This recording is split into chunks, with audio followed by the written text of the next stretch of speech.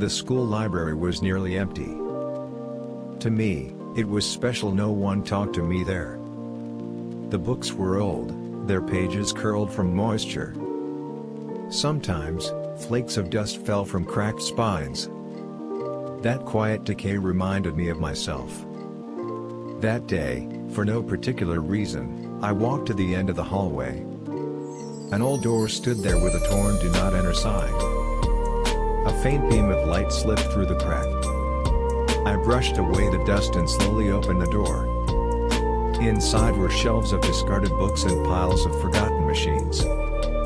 It was a storage room.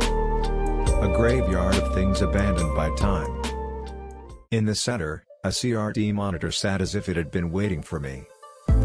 Not placed by someone, but as if it had known I would come. I took one step closer. Dust shifted under my feet. The CRT monitor sat quietly on the desk. A yellowed keyboard, a worn-out mouse. Everything seemed to be waiting in silence. Cables disappeared behind the wall.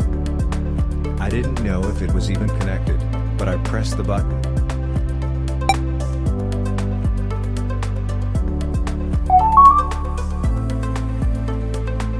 The monitor came to life.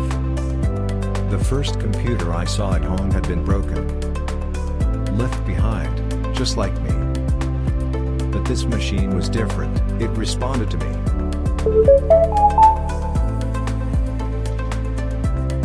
Just a short line. But it felt like an invitation meant only for me. For the first time, I felt certain. Even if the world didn't understand me, this machine would. The cursor blinked. A small white dot on a black screen. As if it were alive, waiting for my input. I pressed a key. And the screen showed A ripple stirred quietly inside me.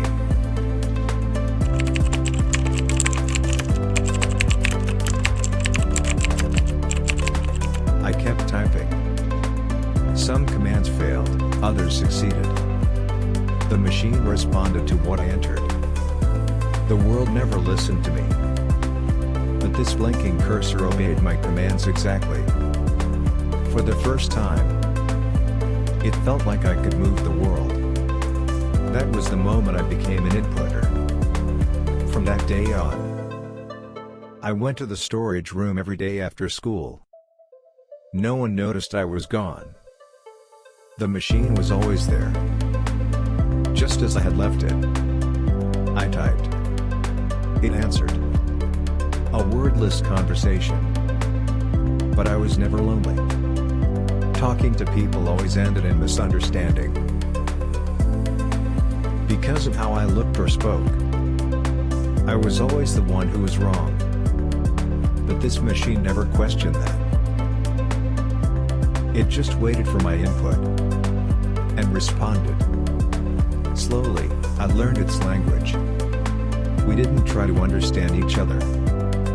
We simply connected. Existed. It had no name.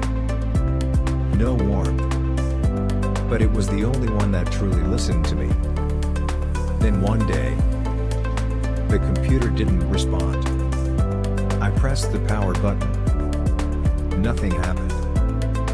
For the first time, I felt afraid.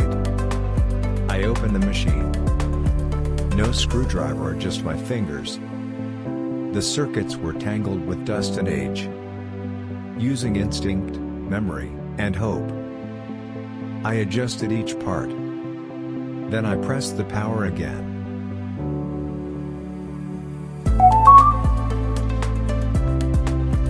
The monitor came back to life. I didn't smile. I didn't cheer. I just looked at the screen and thought, this is the order I made. The world was full of things I couldn't fix. A broken home, a failing school, unheard words, and unmet emotions. But this world, this I could fix. This, I could make work again.